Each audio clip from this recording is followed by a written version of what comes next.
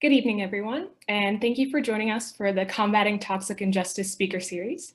Before we get started, I just want to remind folks that this event is being recorded, and the recording will both be added to YouTube and sent out in a follow-up email. My name is Lauren Deans, and I'll be moderating the discussion tonight. I'm currently a doctoral student in environmental health at the Johns Hopkins School of Public Health. My research incorporates aspects of climate change, environmental and climate justice, and community engagement. This event series began with the collaboration of faculty and staff from Towson, UMBC, and Goucher College, but the stories and information shared during these events are rooted in a long history of racial and environmental injustices in our city of Baltimore. We want to acknowledge that grassroots organizers on the front lines have been fighting for and building a more just Baltimore for an incredibly long time. We hope that after these events, we can all come together in a shared vision and support the work happening on the ground in Baltimore right now. This panel discussion is the first of the event series featuring health experts from around the Baltimore area to discuss how disproportionate industrial pollution has impacted South Baltimore residents. The first hour will be a facilitated dialogue, with the last 30 minutes being reserved for questions from the audience and closing thoughts from our panelists. During the first hour, please feel free to submit your questions using the Q&A tool at the bottom of the screen. So we're going to start off our conversation this evening with some introductions. If our panelists could all let the audience know who you are, what your current everyday role is, or what organization you represent, and also speak a little bit about your involvement in environmental justice and public health in Baltimore. So let's start with Dr. Gwen Dubois.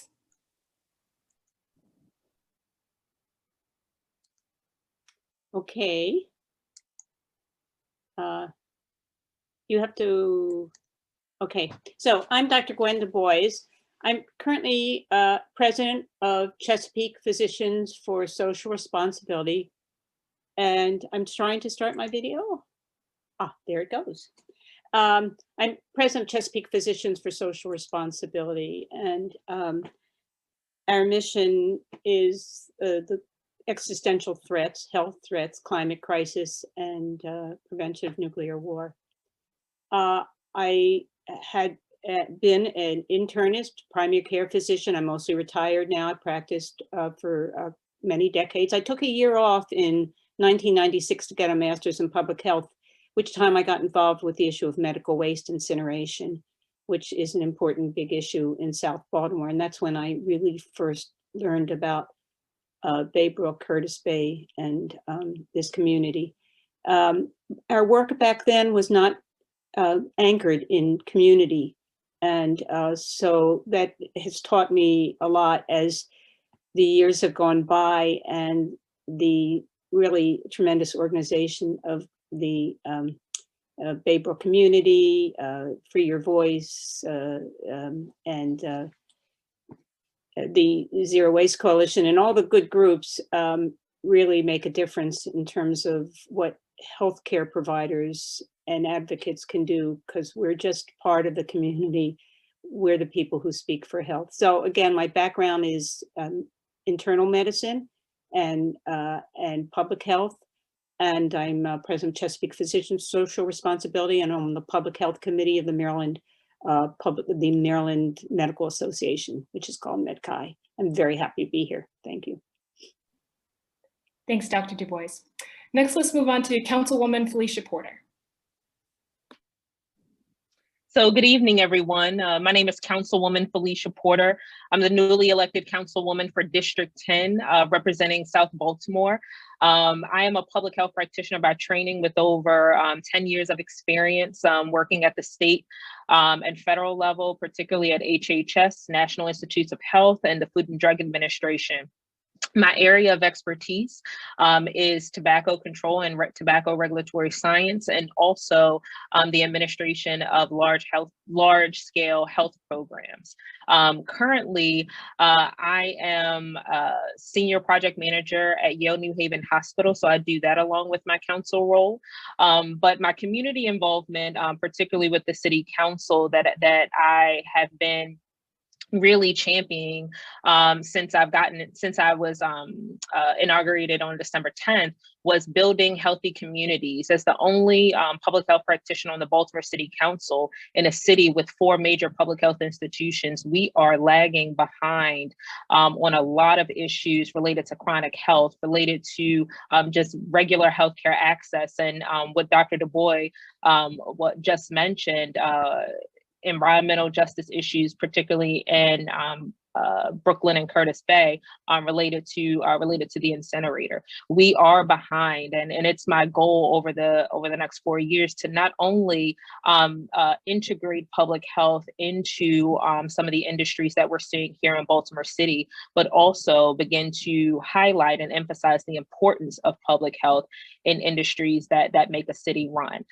We have to look at public health from an integrated perspective, and for so long, we have not. And so that's my charge over the next 4 years. And so I'm super excited to be here. I'm super happy to be one of the panelists and on this great group. Thank you. Thanks, Councilwoman Porter. Next, Leah Kelly. Hi, everyone. I'm Leah Kelly. I am a senior attorney with the Environmental Integrity Project. We are a national nonprofit organization. We are headquartered in Washington, D.C., but we've had a program focused on reducing pollution in Maryland for about 16 years at this point. It predated my coming to the organization. I have been at the organization for about 10 years, and I came to the organization in order to start an environmental justice program focused on Baltimore. We developed the program in large part in response to some events that happened in Curtis Bay and Brooklyn around 2009. My predecessor at the organization was looking at an EPA database called the Toxics Release Inventory, and saw that the zip code in which those communities are located, which is 21226, was one of the top 10 zip codes in the country. And in 1 year, it was actually the #1 zip code in the country for toxic releases of air pollution from facilities. And so that, combined with the fact that in that same year, there were 2 new facilities permitted in that area, a coal ash landfill and the country's largest trash incinerator. And so that really, sort of lit a fire under folks and saying, we really need to give this some attention. And so we've had a program focused on environmental justice in Baltimore since then. It has been 10 years. The thing that I'm probably best known for, the campaign that I've worked on, is working with local groups, particularly the amazing high school student-led Free Your Voice group, to fight off this proposal to put the largest trash incinerator in the country in that community. And it took a long time, but we were successful in that fight in 2016. Since that time, we've expanded to work on several other really critical issues in the city. One related to shipments of hazardous goods, potentially explosive crude oil by train through the city. And most recently, we've been doing a lot of work on basement backups of raw sewage, which is occurring in a lot of residents' basements and has not been given anywhere near enough attention over the last several years. So I'm also very, very honored to be here. Thanks, Leah. And last, Dr. Chris Heaney.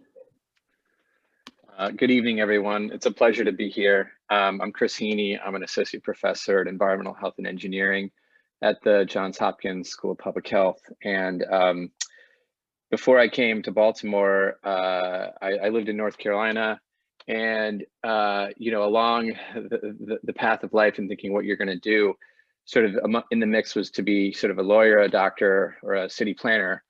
And then I met a scientist who was doing research in the public health space, combining exposure measurements and epidemiology. And I didn't really know what epidemiology was at the time. And it dawned on me that he was doing it with frontline communities who were looking for studies to help support their position, their case that they were trying to make about disproportionate adverse environmental justice concerns.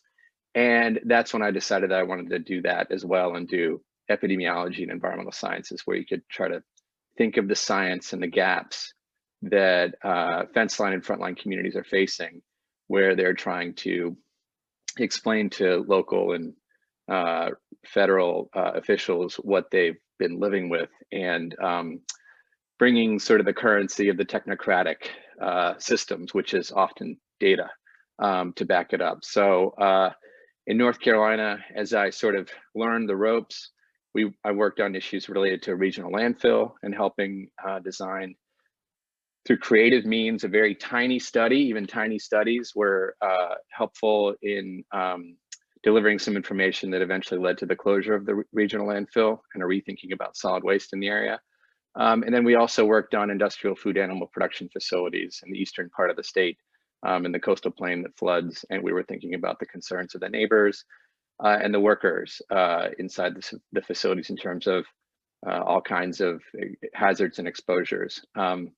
Since I've gotten to Baltimore, it's wonderful to be on this panel because many of the issues that you've heard about in South Baltimore with the coal pile, with the incinerator, the current legacy incinerator at Wheelabrator, basement sewage backups, and even the crude oil trains, and trying to think of ways that science could plug in and complement and be a component of a broader organizing strategy. And that's what's been a delight to be able to try to think of creatively with designing science with, by, and for communities on the front lines.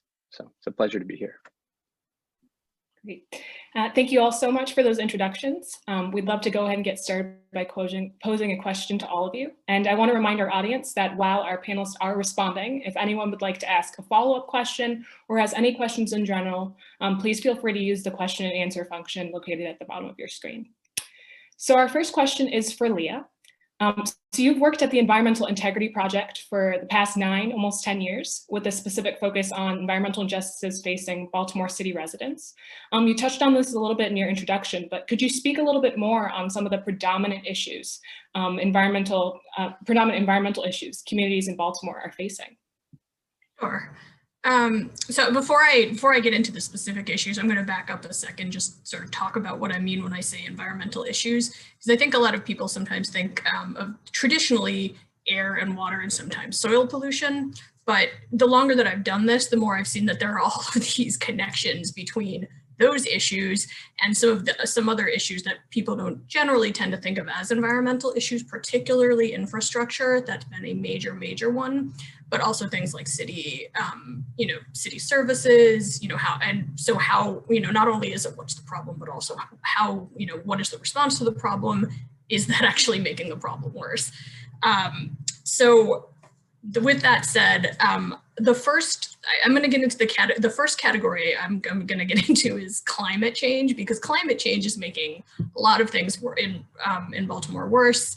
And I can't recommend enough. There was an article by a journalist called Ron Casey in Baltimore Magazine a couple of years ago, and it just laid out all of these issues, and not only laid them out, but gave really personal examples of the way that they had impacted people. It's called Hell and High Water.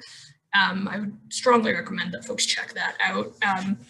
But one of the things that discusses that both Chris and I have worked on is this problem of sewage backups, and the way that it's connected to climate change is increasing the frequency and severity of rainstorms, and that's having multiple effects. But in Baltimore in particular, it's increased something that's called inland flooding or street flooding. But it has also increased the frequency, contributed to increasing the frequency of sewage backing up into residents' basements. That's also been affected by decisions that have been made by the city and regulators as well. The sanitary sewer system cannot hold all of the sewage, and so some of the pipes where it used to discharge into streams, which is also bad, were shut off. The system does not have enough capacity, and so it started backing up into people's basements. It's a massive public health threat. You're talking about things like cholera, and you're also talking about mold. If people can't get all of the moisture out, you're talking about mold in homes. That also has an impact on asthma, which I think almost everybody knows Baltimore has an asthma epidemic. So there are multiple ways in which flooding and sewage backups and that kind of thing, moisture into people's homes is really harmful can be really harmful for public health. Climate change can also contribute to increased air pollution. I'm going to get into air pollution in a second, but in particular, increased heat can causes spikes in ground level ozone. Baltimore is a non-attainment area for ground level ozone, which means it doesn't meet federal air quality standards for it. In addition, increased heat can cause spikes in another pollutant called particulate matter because people ramp up either heating or cooling, and that ramps up nearby power plants, which produce particulate matter. So you see spikes in particulate matter on really hot and really cold days. I know there's been a lot of talk about air pollution recently in Baltimore, so let me give you some facts about that. The best type of data on air pollution is monitoring data from monitors located out in neighborhoods where people breathe. Unfortunately, those monitors are widely spaced. We do not have data for all communities. There is not a monitor located in the Curtis Bay or Brooklyn area. There used to be, and it was decommissioned. But so we don't have data for all of these places. But I can tell you just generally, Baltimore is a non-attainment area for ozone, and that's a 5-county area. That's not just the city when I'm talking about that. But the one monitor in Baltimore has actually been going up in terms of ozone. I was just looking at the data. It used to not be this high. And there's also a non-attainment area nearby for another pollutant called sulfur dioxide that's largely associated with 2 coal-fired power plants that are located 2 miles south of the city limits. So it's not in the city, but it's right outside the city, and it absolutely affects the airshed of the city. In addition, we've seen that air pollution from traffic is affecting the air quality. I've been looking at this for almost 10 years. Every single time we look at it, traffic just jumps out. And I think most folks know, a couple of years ago, there was supposed to be a public transit system, and that was canceled at the last moment. So that's another aspect of environmental injustice. And then I'm going to touch really quickly on specific issues in South Baltimore, because that is, when you're talking about air pollution, when you're talking about pollution, you are frequently talking about this issue of industrial pollution. And there is a large industrial area on Hawkins Point and the Fairfield Peninsula, which is right next to the Curtis Bay and Brooklyn communities. One of the big source down there is this Fort Smallwood complex. It's 2 coal-fired power plants located in one complex. It is the largest polluter in the state for several pollutants. They also did just announce that they will stop burning coal in 2025. That's an announcement that the company recently made. They are shifting to oil. That's what we've heard, which is not that much better. So it's going to continue to require some oversight even after that. But in addition to that big facility down there, there's a slew of chemical plants. There's the medical waste incinerator is in that area. There's a coal export terminal that Chris was just referencing, located just next to the community. There's a series of petroleum products terminals down there, and there's also the question of trains and trucks that bring all of these goods to and from these facilities. And so I think I'm going to stop there.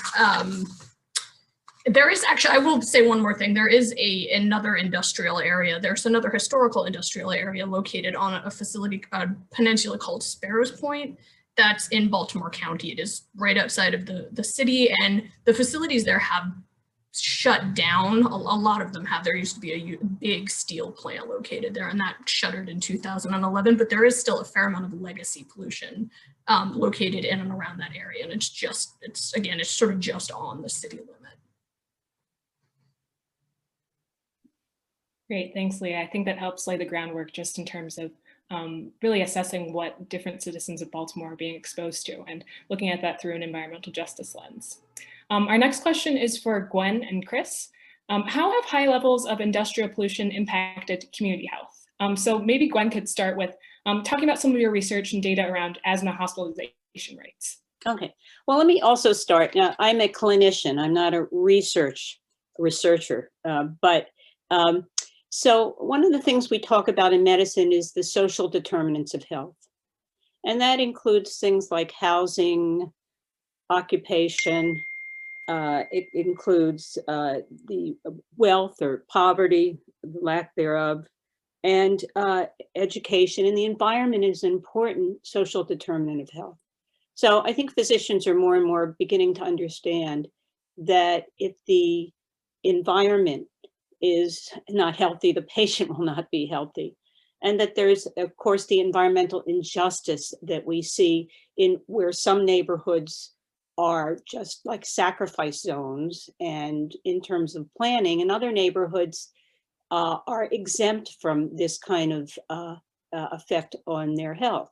And so with that as a background, yes, we know that Baltimore City has a terrible asthma problem, that the incidence of asthma is at least twice the state's, including hospitalization and emergency room visits.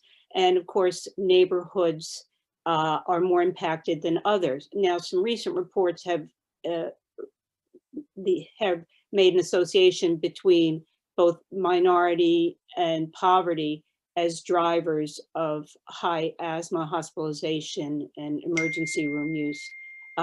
But certainly the South Baltimore neighborhoods also have high levels of asthma. And there's been maybe some improvement since there was better legislation that required changes in the level of emissions from the coal-fired power plants. So I think it's an interesting, or the Clean Air Act. I think it's interesting to see how changes in policy impact the healthcare of the population. And I think we still have a big asthma problem, and it's not all environment, but when we clean up the environment by better policy, we can see an impact on asthma. But there are also other issues that are not just asthma, as important as that is. There are other chronic lung diseases. There's problems with cancer, and especially lung cancer, heart attacks, and strokes. And we see in the Baybrook area, which is Curtis Bay, Brooklyn, and Hawkins Point, that their levels, their mortality rates, age-adjusted mortality rates for these conditions are all higher than Baltimore City as a whole. And Baltimore City as a whole is not, what you really want to be compared to. If we were to compare this Baybrook area to Roland Park or Mount Washington, the disparities would be even greater. And those illnesses that I mentioned, heart attacks, heart disease, ischemic heart disease, strokes, lung cancer, chronic lung diseases, all are affected by air pollution, and specifically something that I was never taught in medical school. It's particulate matter, and specifically the smallest particulate matter. And I wanted to take a couple minutes just to talk, or maybe 30 seconds to talk about particulate matter, because it seems to be the deadliest of the air pollutants if there was some competition. And I think of particulate matter as being like a drone or an Uber or something that comes, and but what's a problem is what it brings. So maybe a missile is a better thing, a missile with a little warhead attached to it. Because it's a very, the PM 2.5, which is maybe 1/30th the size of a strain of hair, is so small that if you inhale it, it can escape a lot of the defense mechanisms of the body and get down into the lungs. And from there, it can disperse to the rest of the body. It can also go into the brain up what's called the cribriform plate through the nostrils. And it's it often is what's absorbed to it, like a passenger sitting in some kind of Uber, or, you know, I'm mixing my metaphors, that isn't attached to it chemically, but takes a ride into the body. Could be heavy metals. It could be polycyclic aromatic hydrocarbons. It could even be toxins that are biological and viruses.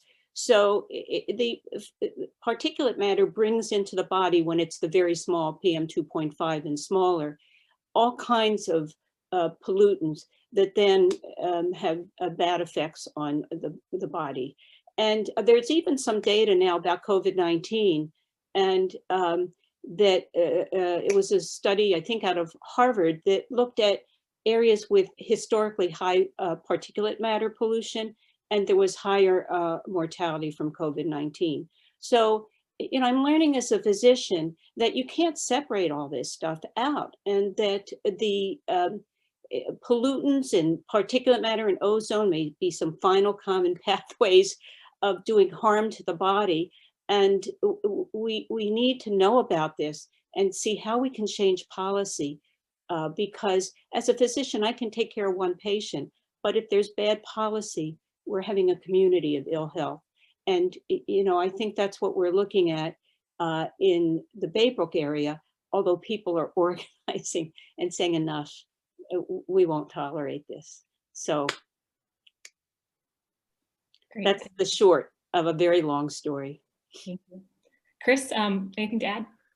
I think that was really wonderful, Gwen. And I think I'll complement some of what you heard from Gwen about, you know, disproportionate burden of specific health diseases, with the perspective of, you know, environmental injustice is often gets stuck in this sort of unachievable burden of proof around quantifying what can be rare diseases, sometimes cancers, birth defects, adverse birth outcomes, as being unexpectedly high or in an excess rate compared to some referent population. And that's a tricky endeavor, fraught with a lot of pitfalls, and it often is sort of just assumed that that is the charge in some way. When really, often I find it more helpful to think of, you know, not just the presence of disease or an excess of disease, but do these communities have the full, unfettered and equal opportunity to seek a complete state of physical, mental, and social well-being from the perspective of the World Health Organization, thinking about states of health. And so I think one of the important things to keep in mind in thinking about the landscape and the distribution of things that contribute to air quality in the airshed in Baltimore. Okay, and you could have some federal regulatory monitors that may be up, you know, in the center of the city up near North Ave or somewhere. And it could be generally in attainment. It could be looking good. But what does the landscape look like on that average? What would that average level may be okay. But you know, sort of thinking about health-related quality of life, not necessarily disease frequencies, but thinking about the distribution of facilities that contribute to that average. And if you get closer to those facilities, could you begin to measure or generate the tools or the expertise or provide the guidance to get at gradients of exposure? And then getting through gradients of exposure gets into sort of bringing data and information about these locally unwanted land uses, where it's really about the ability of communities to exercise their rights and to be heard equally and have their voices be heard equally in terms of speaking out to say, I do not like this facility. I believe it is harming my health. I cannot exactly prove it with technical data, but this has been my lived experience for a decade, 2 decades, or 3 decades. And take facility X, be it the incinerator, be it a coal pile, be it, you know, be it the a wastewater treatment plant in the South, in the rural South where I come from. That's often, those are clustered in predominantly low wealth and of color communities. And sometimes it's reorienting when you're thinking about what's the health burden or the disease burden. It's thinking to train around what is the desired positive, the positive health outcome, which is being compromised by the presence of these facilities and their concentration in neighborhoods. And from that perspective, I think you start to realize that in Baltimore City, it's not just about fence line at the coal pile or the incinerator, but it's about neighborhood distribution and infrastructure, and it becomes about the structures, the systems that produce certain conditions which are preventing people from being able to achieve their fullest potential in health and well-being from a social, physical, and mental perspective. So for that, it's also, I think, helpful to think about the study designs that could quantify the declines in the ideal, the declines of the lack of the ability to reach a full, robust, health-related quality of life in terms of neighborhood, in terms of development, and the kinds of development that are coming into your community decade after decade. Because often it's this sort of whack-a-mole of industries that are trying to get a permit into the same neighborhoods. And it's not this like glittering new fancy, green redevelopment. And often if it is, it's at the cost of displacement. So that's where I think I've been really amazed at the level of understanding of Baltimore community groups, at the interconnectedness of all of these issues, and how they all lead to conditions in communities where, if we're going to talk about environmental injustice and public health, we should really be talking about neighborhood redevelopment plans of, by, and for the people I'm talking about. So that's this great fair development coalition, which is tied around zero waste and thinking about waste in the city, all from the perspective of EJ and public health being a part of the solution, where communities are able to sort of push into that full realization of complete state of physical, mental, and social well-being. Great, thanks, Chris. And you touched on specifically systems that are in place that allow environmental injustices to persist, and that I think is a really good point to use to transition into my next question for Councilwoman Porter. So the Brooklyn Curtis Bay section of Baltimore, known as Baybrook, it's already come up a few times this evening. It's a group of predominantly Black working class neighborhoods in the city. Most of the polluting industries in Baltimore are located near or in this area.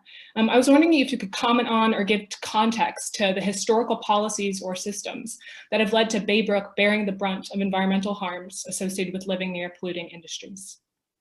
So I'm so glad that you talked about the historical policies, because that is essentially what we are fighting against. So first, I'd like to talk through, I think it was Chris, you had mentioned the revitalizations of South Baltimore communities. And I would like to take it an even step further to really kind of talk about the redlining that supported the economic and racial segregation of particular communities. Like, I don't think that we often talk about how the 1960s policy that Baltimore still follows to this very day has drastically impacted South Baltimore communities, not just from just a strictly just a community perspective, but from a broader perspective. When we're talking about community revitalization, we're talking about zoning.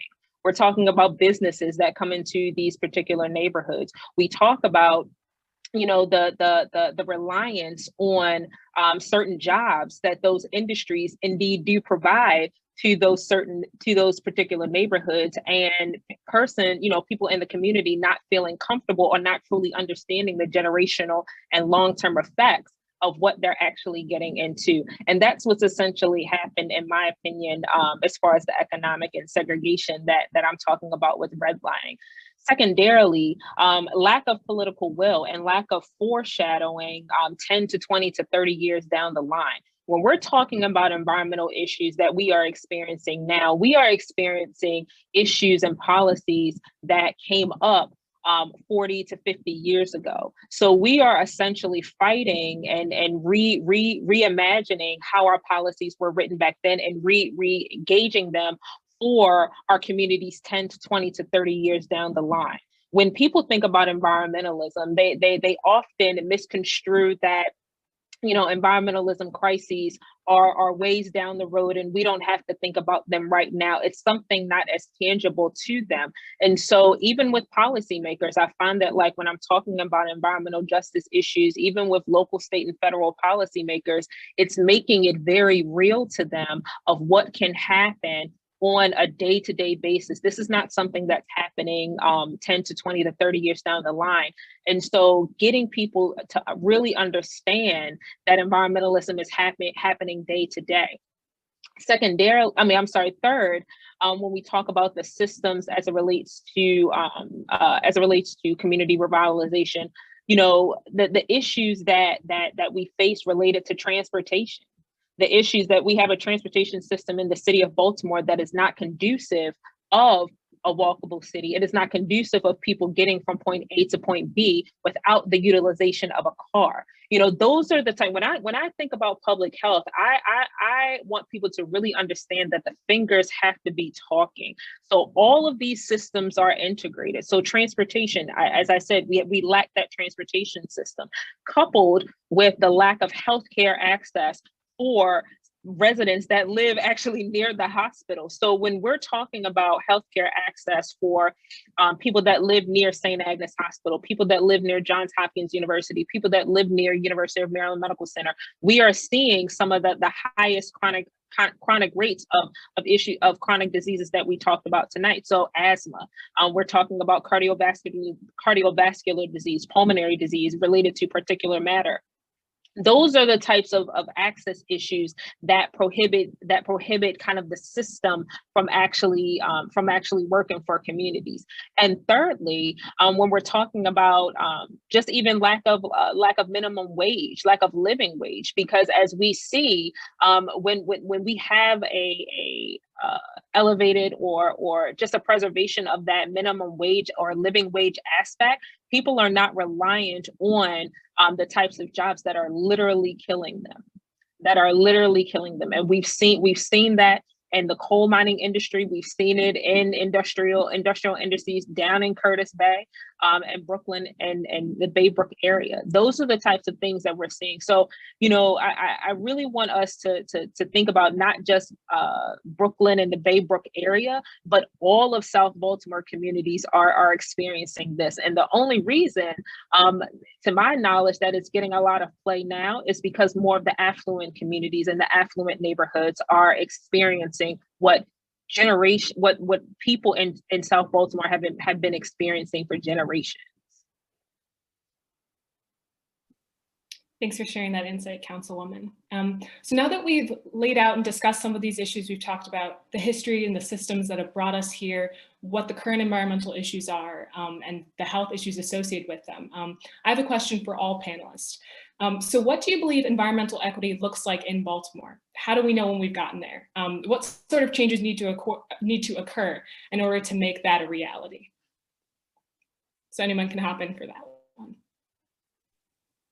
So if everyone don't mind, I'll start from the city level. We've got to think differently. I mean, we have the political will now where we have an administration where we are really seriously talking about zero waste, and Mayor Scott has instituted some initiatives, some green initiatives, even within the first 100 days that signal to me that he is on par. He's on par with maintaining and even elevating our zero waste initiatives here in Baltimore City. Number two, we need to have a green sustainability plan that not only is from the community perspective, but also from the commercial perspective as well. We need people to really think about green, sustainable, renewable energies that their businesses are using, but also that can be leveraged in regards to what the city can use as well.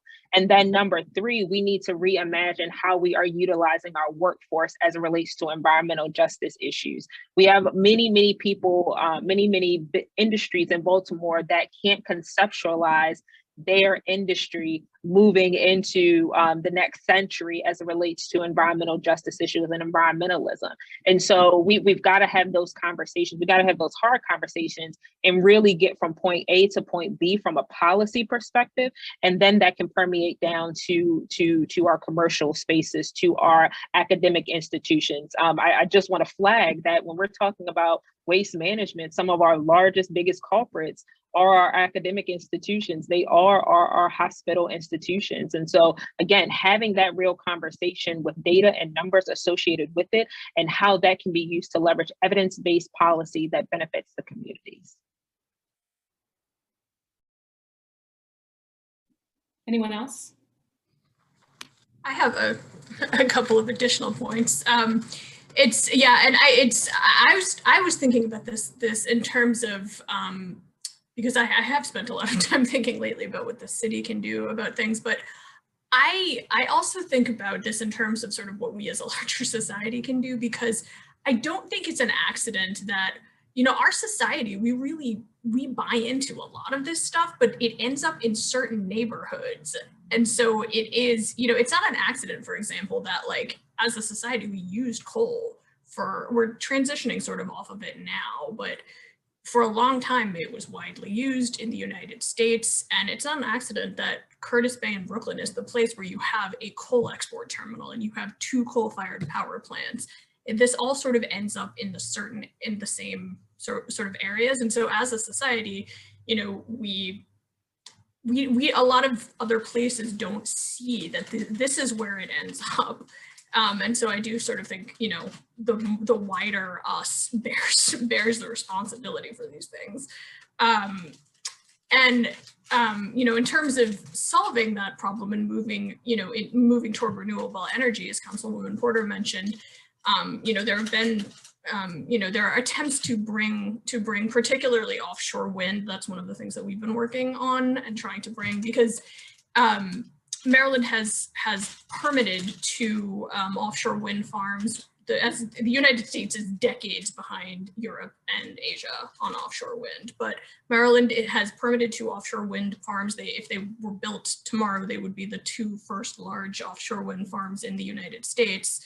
But if those are supposed to bring jobs to Baltimore, there's supposed to be a manufacturing and assembly hub for them on Sparrows Point, which is just outside of Baltimore. There have been multiple discussions about making sure that those jobs which would be very high paying for you know, as I think it's the highest paying renewable energy job.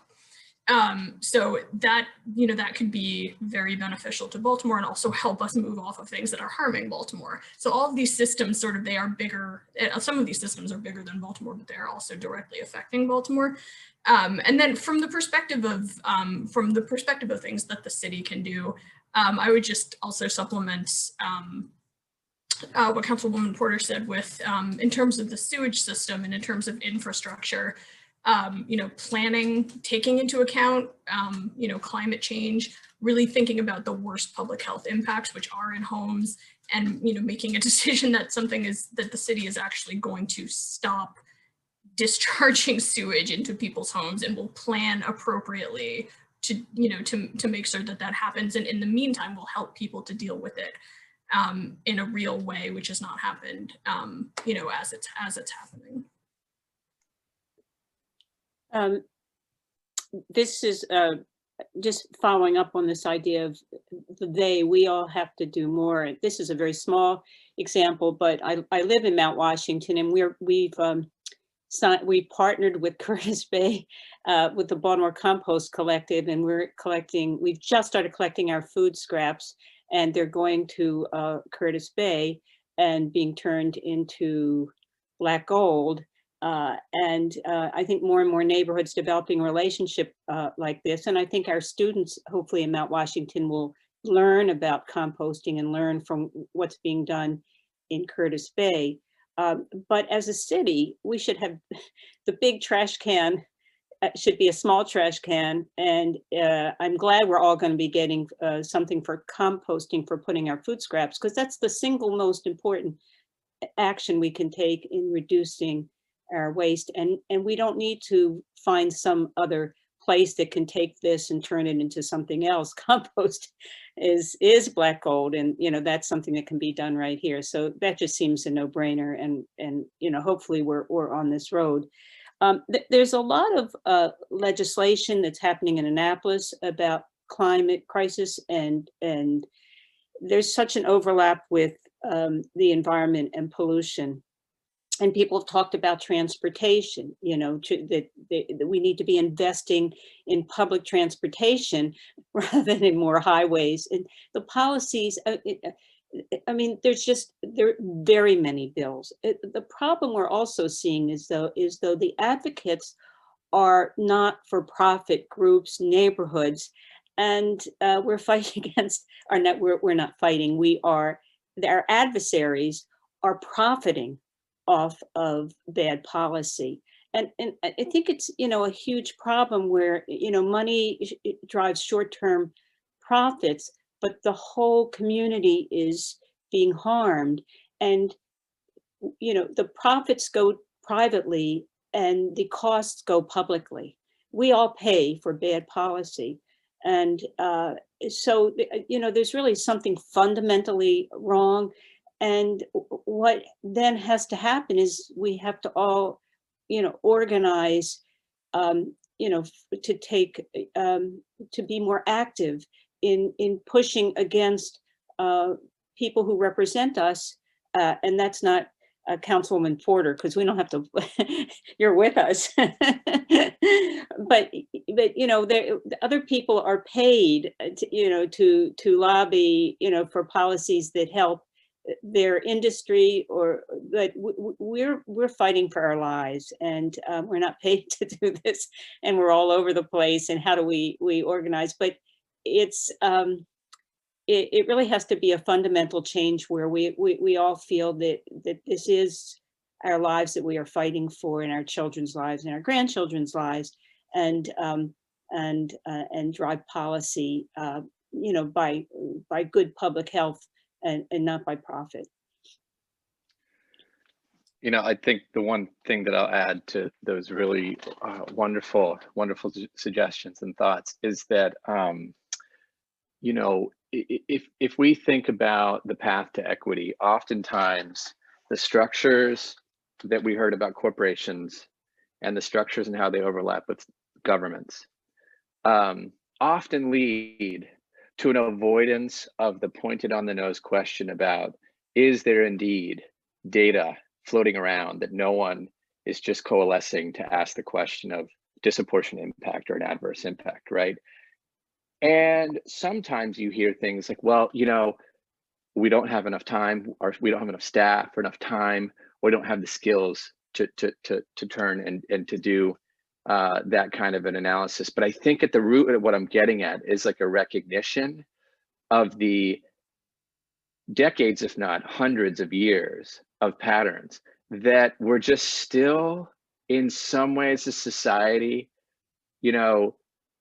operating in a way. Is it really corroborated? Is it really just the sort of like testimony of residents when they're coming forward and saying, I think I have this, I think I have that, I think I have that, I think I have sewage backups, I have 5.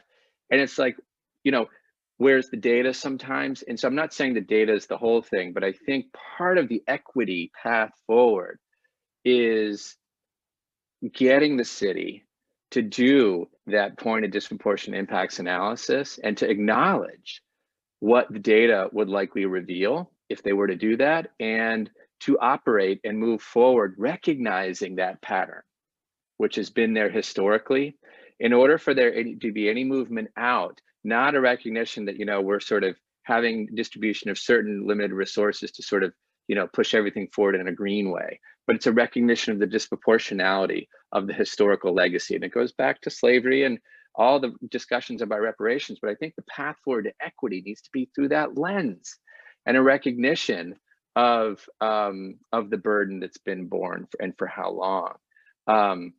So from that perspective, I go back to, I think, how brilliant the fair development movement is, the zero waste movement, thinking in terms of systems. There's a policy, there's something that is literally locking arms of neighborhoods to take power of the land and of the communities in a systematic way, that could be the jobs for the residents who have been historically living with the landscape and the litter of unwanted facilities, and think about the green for them to live a vision forward of equity. And I really think that is something that's critical to take into account. And often there's a missing piece of data to really, and this is a pattern that's very easy for industry often, which is that if you've read several books about just casting sufficient doubt, that sometimes we as academics, I see some of the questions around what could community colleges or colleges do in terms of, we could think about like a community science core, right? Of people who could be the cadre of people who could go out and be the agents to really continue to press that issue with data, so that you can't ignore that sort of legacy in that context in thinking about the path forward. Great, thanks for those suggestions. And actually, Chris, what you said about what different colleges can do, that's also a good transition to the next question as well. So this will be our last question before we transition to the question and answer portion. But we believe it's incredibly important to acknowledge the work that's happening on the ground by groups like the South Baltimore Community Land Trust. Just a little bit more, what do you all think that academic or political institutions such as your own can do to support the work that's happening on the ground? And anyone can chime in for that one as well. Well, I guess I can start from Chesapeake Physicians for Social Responsibility, and the where I have much more control than the Medical Association. But I think we can be the health voice. And I think that that's really important, because I think in terms of education and motivation, people, are very concerned about the health of their families, their children. And so making the connections between policies that exist now that are harming people, and being really, concrete and specific about what kind of illnesses and what change policies can do, I think really makes a lot of difference in what people want, and what and who they'll vote for, and what they'll push for. Because what is more, I mean, you need to have money, you need to have a job, you need to have health.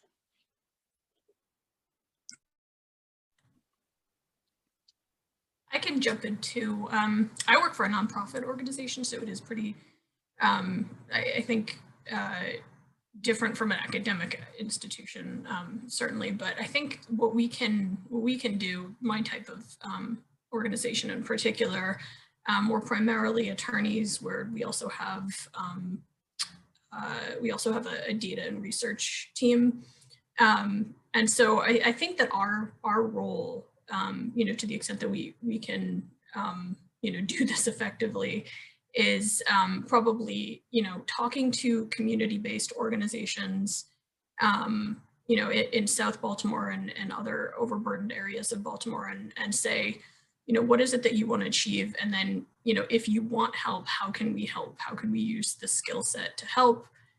We've tried to use, our legal skills to help folks, achieve goals, helping people with data analyses, research, any of these other things too. I think that that's probably our best role. And then I will also say, I think that, overall, the environmental nonprofit community could certainly do better. I think we've struggled to really try to really, when it comes to letting community-based organizations lead, as opposed to letting, for example, our executive directors lead.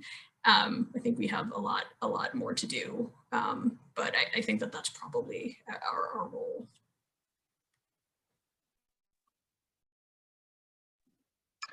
And I can jump in here. I think that from the city perspective, I think just using all of what Chris had mentioned. I was listening to you, and I was reminded back to my graduate studies days of really letting the data drive the policy, and not allowing political interest or other political will that is different or harmful to the overall environmental justice kind of movement, not allowing those type of interests to infiltrate.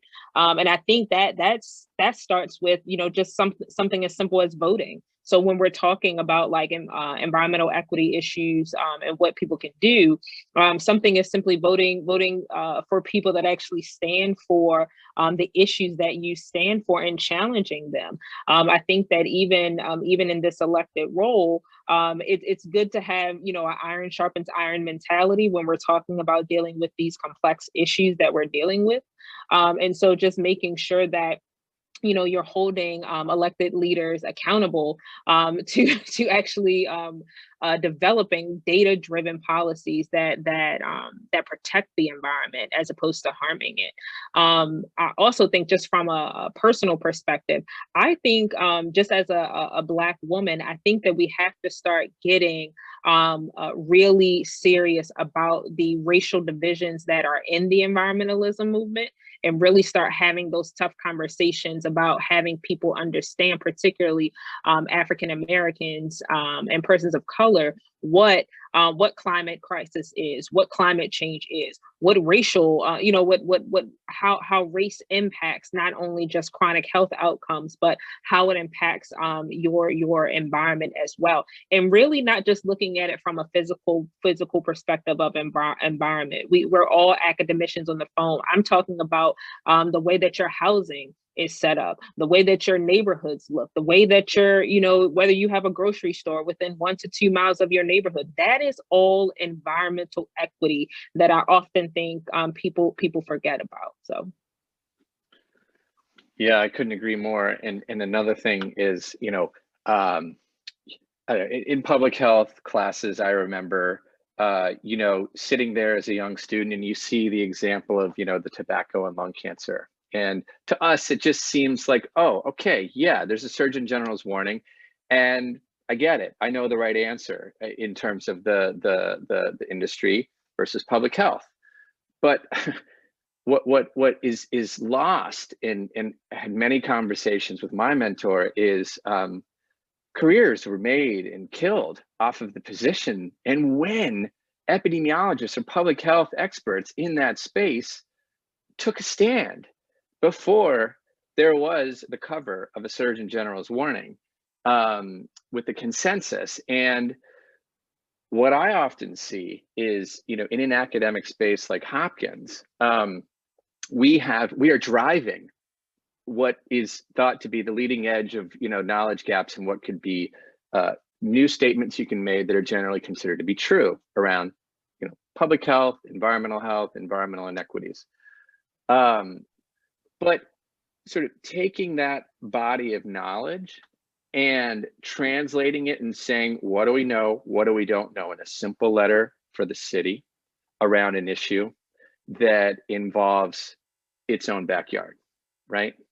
Of an institution, an academic institution. That can become very hard for institutions to do. So I really think it's at many layers. The things we could do is we could support the Free Your Voice program more. We could support more programs like that through academics and environmental health spaces, doing more to make that be more robust and to give more information, give more tools, resources, and skills so that that amazing campaign that did block the incinerator can continue to do big things and move mountains around zero waste and fair development.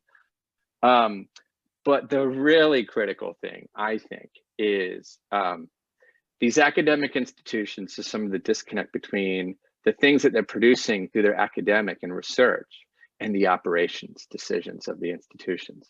And I think that dichotomy in an academic institution or the city or wherever it is, often it's in the, oh, that question may be there. If we touch that question, it could reveal an environmental inequity and a legacy of environmental injustice. So we won't have that question answered this quarter, the next quarter, and maybe that's been said for a decade, 2 decades or more.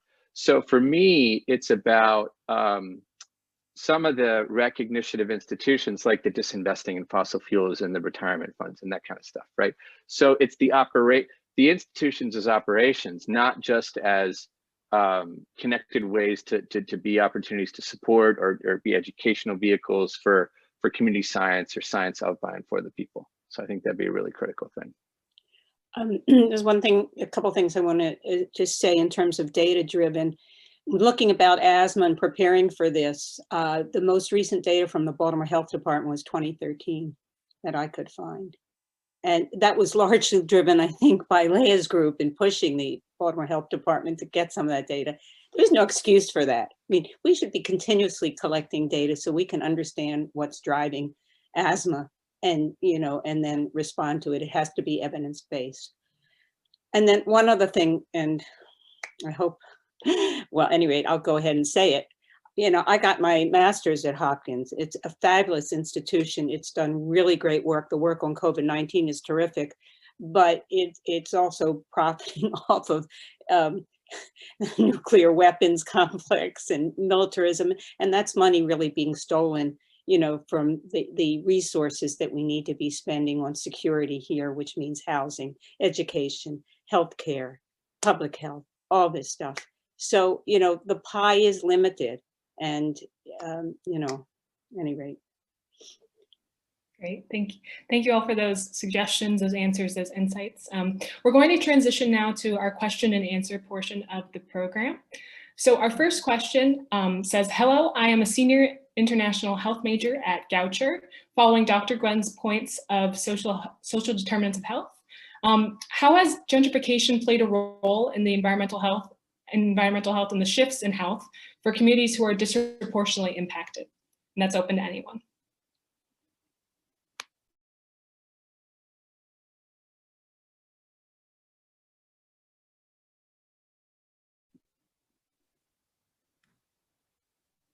I can just offer that I have not seen gentrification occurring in the communities that we have worked with. I know that there have been some concerns about gentrification in Curtis Bay, and if there are wealthier people living in that area, they won't want to live near the coal. Near the coal pile and near all of the industrial trucks and what, of course we have to care what wealthy people think. But I have not, that's probably my only experience. I've not seen gentrification occurring with the communities that I've worked with. So, go ahead. I'm sorry, Doctor. Okay. So I think we have to broaden the definition of gentrification and what that looks like. There are master plans in place now that prompt what's the word? I'm trying to use my words very closely. That support not only unhealthy development and community revitalization and stabilization, but as Chris and Gwen has just shared, that literally is profiting off those developments as well. And so these plans are at least 10 to 15 years old that we are looking at, that are documented in the city of Baltimore. And so even then, not only are we looking at broadening the definition of gentrification, I think the better question is, how do these quote unquote master plans, one, don't take into account the communities that live there, but two, they are literally bringing in development or development for the sake of profit that's literally unhealthy. It's harmful, and it's not clearly understood. And these plans are, to my knowledge, are literally 10 to 15 years post where we are, in previous years to where we are now. Mm-hmm. I want to sort of piggyback on that. And when we had our first toxic tour, I guess it was 6 months ago, some of the people who were part of our small audience were showing us some vacant houses down in, it was where we started off, and it was opposite the coal pier, I guess where the coal ash was. And they were a couple people pointed out those houses are going to stay vacant and somebody's going to be buying them up. And so as the air gets cleaner, as regulations get better and it gets nicer, I mean, if you've ever looked down there, it's just gorgeous. You're right on the water. I mean, it's really beautiful area. If I were a developer, I'd say clean it up and let's, you know, get really high-end housing in here. And that's what's really so important about the fair development. Not only is, you know, our houses not going to be polluting there when they're knocked over and new houses started, but trying to invest in the people who live there rather than, you know, as it becomes more desirable, you know, then suddenly people are displaced. So I think what you were saying, Councilwoman Porter, you know, the future may look like this area as it gets cleaned up will suddenly, you know, look like Port Covington or something. And so we have to anticipate that now. And we don't want, with cleaner air, you know, different people living there. All right. So Toby says, thank you for a great panel. I'm curious about the barriers that exist in collecting localized air pollution data, which local environmental justice communities could use as a part of ongoing efforts, shifting the region away from the incinerator towards more sustainable or zero waste management. I'm going to suggest Chris is probably the best person to take that. I have some stuff Well, about so particulate matter, but I think Chris is probably best equipped to answer that. yeah. So I mean, what I know in this space is, you know, around the sensor, air sensor revolution. You know, the ability to measure air pollutants, single ones or multiple, using lower cost technology that can give you real time estimates of the concentration of air pollutants, you know, and the portability of these is very nice. Now, what I think is an important thing to keep in mind is what questions are they good to answer, and how could those questions, once answered, contribute to what you're seeking in a community movement, right, for environmental justice. So they're not great for the federal regulatory compliance with the, you know, the EPA criteria air pollutants, right? But what it could be is a different way of bringing life through imagining like a movie of the city, right? And it's the air shed. And if you had one monitor and it's generally pretty good, it's like, you know, pretty green, you know, and it looks good, and green is like a good air quality. But if you had a network of air monitors and sensors where the decision about where should they go, where should we look, where should we monitor, is by the people who've been living next to facilities for decades and decades.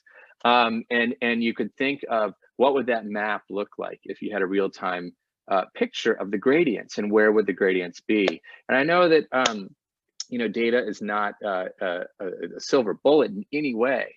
But oftentimes, you know, so the process of doing science and creating opportunities to engage, creating opportunities for education, creating opportunities for the participation in the research, it just really can bring to life and embolden and bolster a lot of the collective action. I'm sort of reading ahead to another question here because I think it's related, in a way that the science can be complementary and feed into a community movement around, you know, sort of trying to target a way beyond the incinerator, and target a way beyond my neighborhood, which has a coal pier, you know, and sort of document a transition.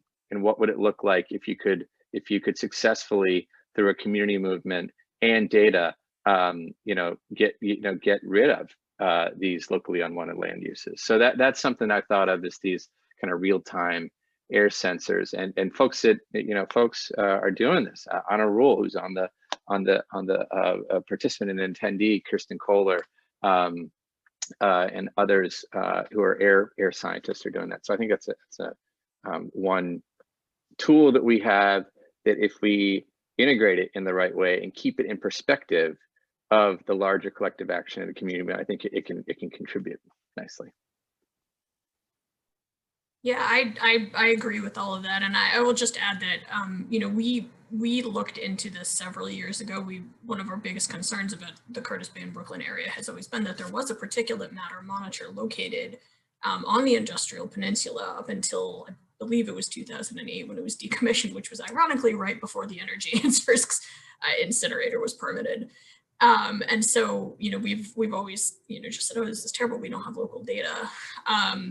And so my understanding of it is that there are some challenges with the low cost portable sensors. And as Chris mentioned, his colleague Anna Rule and another colleague of ours, Dr. Jacoby Wilson, can speak about that at length and very, very quickly about exactly how accurate they are, because I think I'm sometimes told that they're more accurate than I think they are. So I don't want to undersell them too much. But at least for our purposes, because we are attorneys and we're frequently engaging with official decision makers, we have in our work with monitors, we have tried to actually follow the EPA requirements so that our data, if the data that we obtain could actually be acted upon by regulators. And we did that with fine particulate matter monitors in Curtis Bay for several years. Every now and then we would go down there and we would set up these big monitors. The folks at the Filbert Street Garden very kindly let us put them up there, and there was a church that let us put them up there. And it was just enormously challenging in terms of figuring out how to comply with all of you have to keep the filters refrigerated and you have to ship them back within certain times. But we did ultimately obtain two sets of data that we thought were reliable. And they actually did show higher particulate matter values, the concentrations in both of those locations, particularly in the area closer to the coal pile and in between the two heavily trafficked roads. It was higher concentrations than elsewhere in Baltimore, even comparing it to Maryland, the Maryland Department of the Environment's highest monitor. So I think the lower cost monitors though can be used for relative concentrations to say this is, this might not be the correct concentration, but it is higher in this area than in the other area. So our next question is from Bernadette, and Bernadette asked, why is there no cumulative effect of polluting industries taken into account when permits are given? The same neighborhoods get hit again and again, yet each plant meets the individual limits of pollution controls. What is being done to address this? So I'll address that. You bring up a wonderful, wonderful point, and I think that that's actually one of the issues that I'm raising, not just from an environmentalism perspective, but also when we talk about substance abuse recovery centers or just any business that, or any commercial enterprise that not only profits off of the hardship of the residents, but more importantly, circumvents, that's a good word, circumvents not only the local representative, but also sometimes I've seen at the state level as well. So that's why it's so important when we're talking about like permitting issues that your city council representative is actually keeping an eye on those types of initiatives or types of permitting issues, because literally the support or non-support from your local representative has a lot of weight when we're talking about bringing those type of commercial enterprises in the area.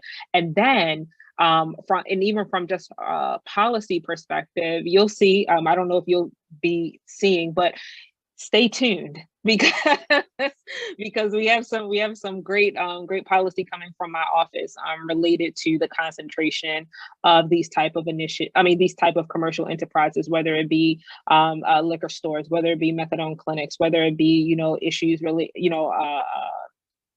industries or commercial enterprises that impact and harm public health, concentrated in Black and Brown communities. And so when we talk, I saw in the chat, one of the gentlemen mentioned that evidence-driven data doesn't really make a difference. And this is really how it does make a difference, because I'm able to take the mapping of businesses that are in my district and overlay it with other districts, and we can see that disparity there, and then we're able to make policies that not only balance it but also kind of push back on those types of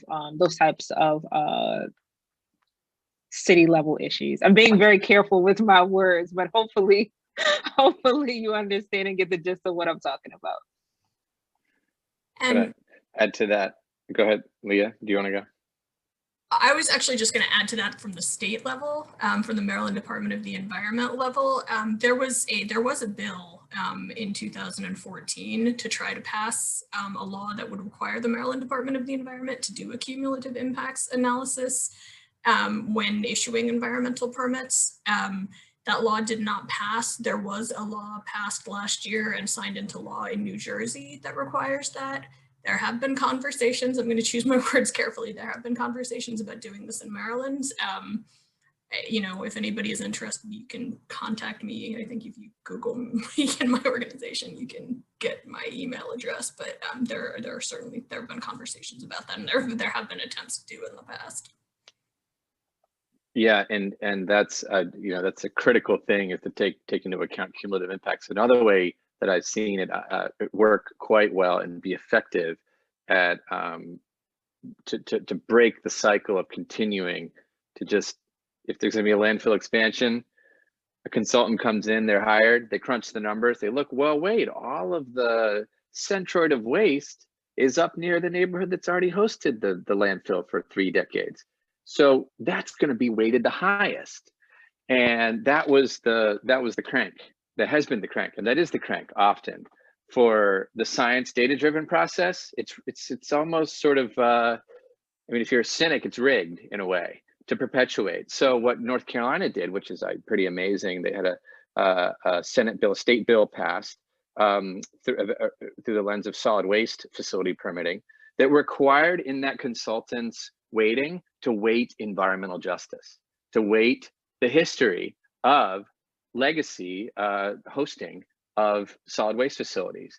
And that was the only thing that would unstick the conclusion that if you're going to have now basically if a landfill, like, you know, I don't know, the landfill in South Baltimore, Hawkins Point is reaching capacity, if you're going to have a transfer station, if you didn't have that environmental justice analysis to the legacy, you might put a waste transfer station there because it's the hub of solid waste. All the infrastructure's there, the systems, the structures there. So I think it would be clever to also think beyond just cumulative impacts, but to put it in terms of having environmental justice weighting in that analysis. That would be really critical. And I've seen it work really well. It dislodged 40-year legacy of a regional landfill just going into the same community in Chapel Hill in Orange County, North Carolina.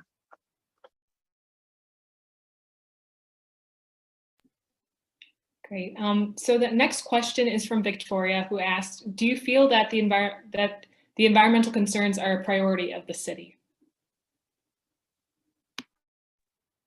Abso-spanking-lutely. In District 10, I have been talking about public health for at least 10 years, ever since I came on the scene. And it's so interesting to see my colleagues now using it, and they're like, public health, public health, public health. And I'm like, yes. So in District 10, it is an absolute priority. And, you know, when I speak with many people that want to do business or want to, you know, even talk to me about, you know, bringing new businesses into the district, bringing new initiatives into the district. I'm presently surprised that most of them have researched and they already come prepared with the impact of public health because of my previous experience and my my staunchness about including public health in District 10. From a city perspective, I actually think we're moving hedgeways in the right direction. I think that for a long time, you know, we really couldn't see the kind of momentum of public health. But I think that, you know, particularly with Johns Hopkins, Morgan State University, and some of the other academic institutions that are, you know, really thinking about public health and integrating themselves not only within local elected offices, but also within the agencies as well. Taking that leadership approach, we're now seeing public health being integrated into the city. And you'll see in the next, I would say in the next 5 to 7 years, you'll begin to see, or you'll continue to see, excuse me, public health being prioritized. Because we have advocates like ourselves that are challenging in using our brain power. I'm sorry to cut you off, Chris. Advocates challenging and using our brain power to really manage and write those policies that the city will be using. So, sorry. Yeah, I think my perspective is a bit narrow. I know the environmental issues across the city that the city faces are diverse and wide ranging. But in my experience in some of the collaborative work and technical interactions and consultation with the city Department of Public Works, there are people who want to face and confront and talk about and get data and act and reprioritize thinking and decisions around forward-looking policies and procedures and programs that take into account a reconciliation of disproportionate impacts around environmental issues. And so there's, you know, I think there are people who are working hard to do this. I mean, one person I'm working with is Linda Batts, who's the Equity and Environmental Justice Officer, chief of that office for the Department of Public Works, and she's really trying to create similar to this sort of, you know, this academic network in a way, Goucher, Towson, and UMBC. She's trying to create that pipeline for the backing, the cover, the need often just for that analysis that says, I'm not wrong, we're not wrong in, you know, thinking we need to operationalize things, taking into account environmental inequities. And I take it that maybe when is enough data enough, but some community partners I work with say, you know, the moment that you stop and you give the ground and you don't press the issue in terms of saying you're still doing it, and we had the data to prove it, they say that's the moment that we've lost. So I think there's incredible opportunities to work with the city and to build collaborative relationships from an academic and student perspective to be able to help some of those champions. Great, thanks. So we want to be mindful, and we want to be mindful of people's time and respect their time. So we're going to start wrapping up the event, and specifically the question and answer portion. I was wondering if our panelists had any closing remarks or kind of parting thoughts for our audience tonight.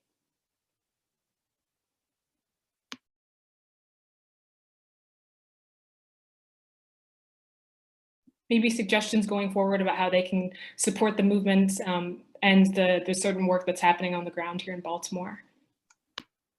Well, I want to just underscore something I've already said, and that is in 1996, 97, we were trying to stop the medical waste incinerator from having a 240-mile radius of importing medical waste and then burning it in South Baltimore, but we weren't grounded in community. So we were interested in, you know, public health people and, you know, and advocates in that way, but we weren't grounded in community. And that's what's really, I think, the difference between being successful and not successful in your work.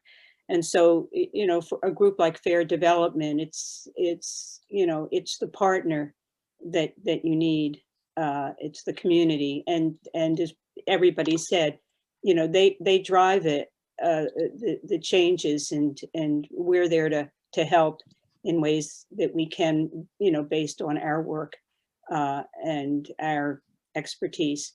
And so I think that's really the lesson is, you know, when there's really good community organization and involvement, it's a wonderful group to partner with when you want to see good progressive change. Thank you.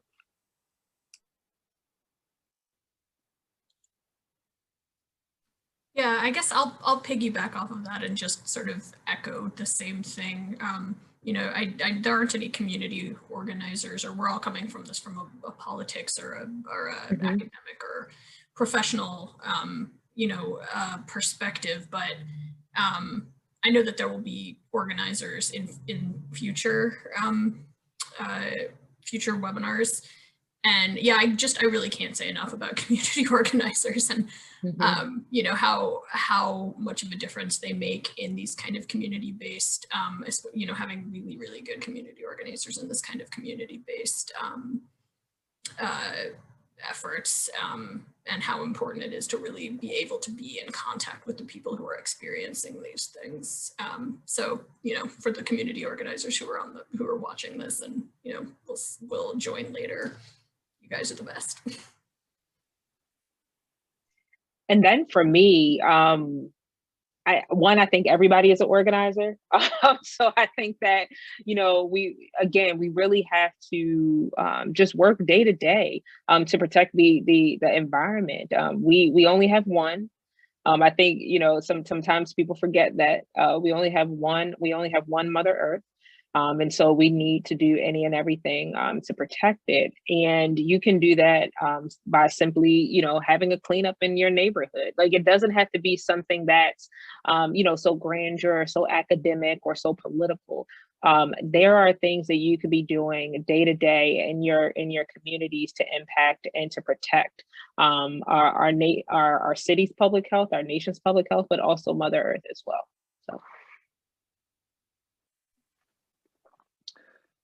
Yeah, I'll just echo the importance of, as Leah mentioned, we're academics or professionals or from political perspective, but you know, we're residents of neighborhoods on a block or in a community, and being a part of that fabric and being a part and committing, you know, as a person, and if there's a movement, being willing to wear multiple hats and being participants and active participants in advancing movements that you believe in, that are right, that you believe are right. And, you know, examples of those opportunities are the Zero Waste campaign, fair development, you know, a lot of what we heard about local agency around waste and composting, and also is a part of that IC. And, you know, I would love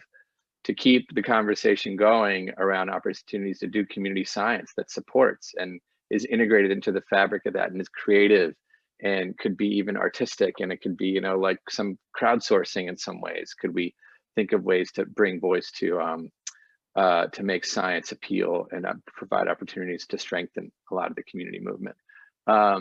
So that's kind of my perspective. And I think part of me, although I know that's like a thing that I can say for the next weeks and months, I also think that we're in this historic time where to do some of the work, we have to be following extra safety procedures because of the context of the pandemic. And what we really wished and what we really need with the freight train barreling down of global warming and climate change is the ability to be doing it faster and with less impediments and less constraints. So I think the kind of the other perspective, and this is a nice comment by, I think, Timothy, is that, you know, and we heard some of this, I think we really have to think big for the moment in time that we're at. And so part of that is why I started with whatever perspective you're coming at as a person, be it a trained, skilled academic or something. I think also going back to what Congresswoman Porter said, is thinking about how we can contribute to a big momentous sort of step in the direction that we need to go to help protect a lot of the neighborhoods and communities in Baltimore from what's coming with climate change. I think that's one of the things we have to really think about. Thanks for the promotion, Chris. I hope I get to Congress. Woo. Councilwoman, you're right. It's late. Yeah, I'm aspirational in my slips. Well, thank you all for those closing remarks. With everything going on, I think that we all can agree that prioritizing the health and safety of our communities, specifically and especially Black and Brown communities that have been hit the hardest by this pandemic, should be at the forefront of the conversations around environmental protection.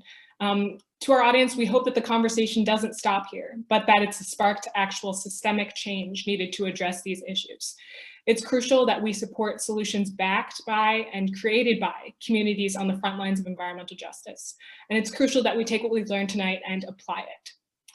In upcoming events, we'll hear from grassroots organizers in Baltimore. So if you can please join us to learn more, our next event will be March 25th at this same time, 6 p.m.